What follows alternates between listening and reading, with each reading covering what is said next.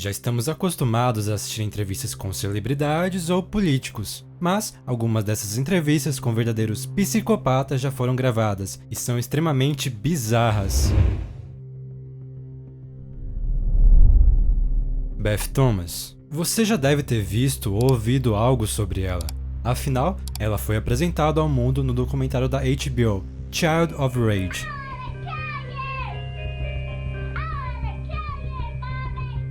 Desde muito nova, ela apresentava traços de psicopatia. Ela sempre machucava o irmão mais novo e tentou tirar a vida dos seus parentes inúmeras vezes. E a parte mais assustadora é que, quando questionada, ela admitia de um jeito extremamente calma, como se fosse a coisa mais normal do mundo. Are they afraid that you might hurt them? Yep. Would you, Beth? Mhm. When would you do it? Nighttime. Okay. Why would you do nighttime? Because I don't like them seeing me do it. But they can feel me do it. Mm-hmm. And what would you do to them, Beth? Stab them. Okay. What would you stab them with? A knife. Os pais de Beth tiveram que trancar no quarto todas as noites, com medo do que ela poderia fazer. And what at nighttime? What do your parents do to your door? Lock it shut. Why do they lock it shut? Because they don't want me to hurt John. Right. And they're kind of afraid of hurting John? Are you hurting John? Mhm. Okay. E o seu irmão John teve que ir ao hospital diversas vezes, porque Beth sempre tentava tirar a vida do seu irmão mais novo. Do you ever stick pins in people? Who? My brother. Okay. Do you do it a little bit or a lot? A lot. Okay. And what are you trying to do to your brother? Kill him. Why do you want your brother to die? Because I was hurt so bad. And I don't want to be around people. Mas, tirando essa parte bizarra da entrevista de quando ela era criança, muito mais tarde foi descoberto que ela sofria inúmeros abusos da família, e que muito provavelmente serviram de gatilho para os seus atos.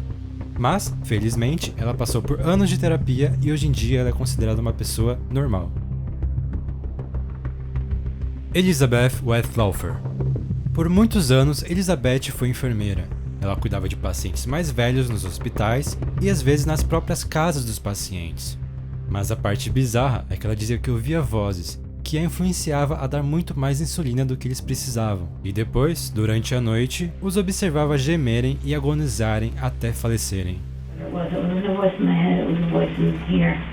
And when I would do it, afterwards I would hear like a laughter. Depois de tirar inúmeras vidas, ela mesma entrou num hospital psiquiátrico.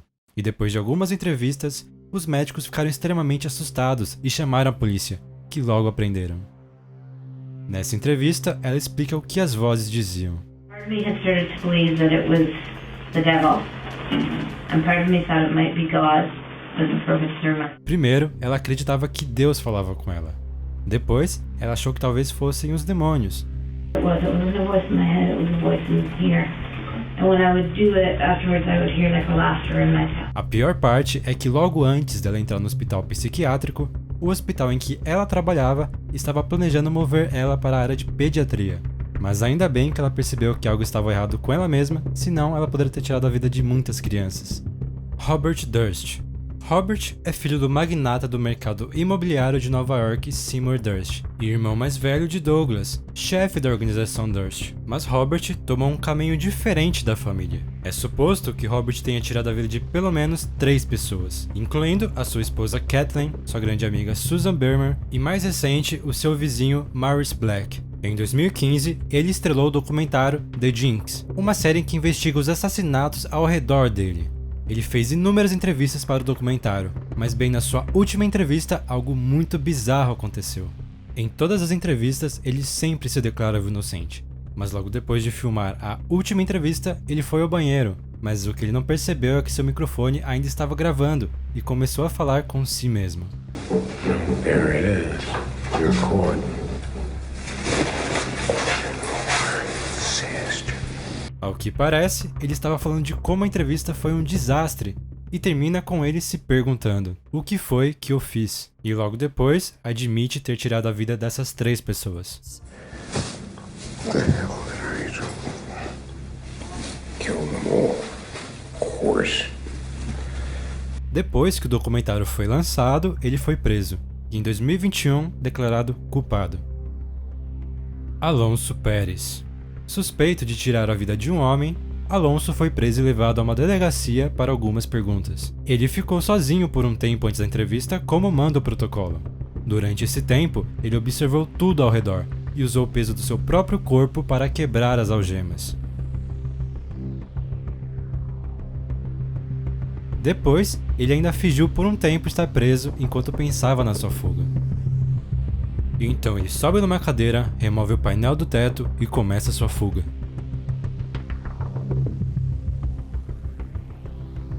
Até que em certo momento ele consegue cair num corredor vazio e escapa por uma das portas do fundo. Incrível como alguém tão perigoso consegue escapar tão facilmente de uma delegacia. Mas depois de 4 dias ele foi pego novamente. E dessa vez, tiveram certeza de não o deixarem sozinho. The Night Stalker. Richard Ramirez, mais conhecido como The Night Stalker, era um maníaco que operava nos anos 80 em Los Angeles. Ele tirou a vida de pelo menos 15 pessoas. Ele é famoso por não demonstrar nenhum remorso no seu julgamento. Serial killers do on a small scale what governments do on a large one.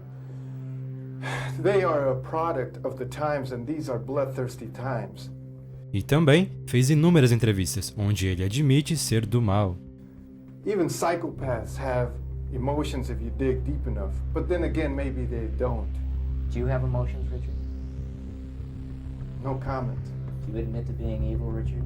We are all evil in some form or another, are we not? Stephen McDaniel. Em 2011, Stephen McDaniel estava dando uma entrevista sobre uma mulher desaparecida. Lauren Gillens era sua vizinha, mas estava desaparecida por muitos dias, e ninguém sabia o seu paradeiro. Stephen e Lauren eram colegas de classe na Mercer University. Enquanto Stephen estava dando a entrevista ao vivo na TV, lhe foi dada a notícia de que os restos de Lauren foram encontrados pelos policiais. Ninguém suspeitava que Stephen tinha envolvimento no crime enquanto eles estavam dando a entrevista. Mas quando Stephen recebeu a notícia, ele automaticamente surtou. I mean, we just don't know where she is. What about in the parking lot area? I know they've been doing a lot of. I think that's where they have recovered the body or whatever they recovered from there. Body? Had you seen anything there? Had you seen anything there? I mean, we don't know if this is the same person. You know what I mean? Like they took out a body there earlier. We don't know if it's the same person or not. So that's how we're trying to ask people if they know who lived there. Are you okay, sir? I think I need to sit down. Okay.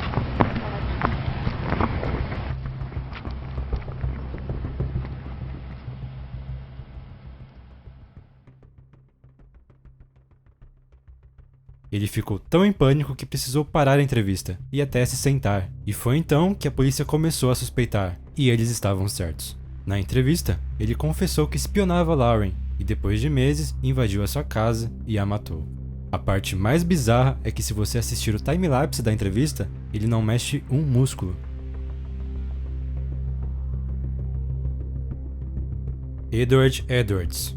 Edward Wayne Edwards é mais conhecido como The Hookman, ou o Homem Gancho. Além de um golpista, ele também tirou inúmeras vidas. A parte curiosa é que ele nunca se escondeu ou usou uma máscara enquanto praticava os crimes, justamente porque ele queria ser famoso pelos seus atos. His shoulder right down here easy and I pulled the trigger and it was a single shot and so I put another shell in it and pulled the trigger and he fell on over. Em 2010, durante uma entrevista, ele calmamente confessou todos os seus crimes. I deserve it and I want the death penalty. You don't want us to be in prison for a long time on everything else that's been going on. Right, I'm not a healthy man.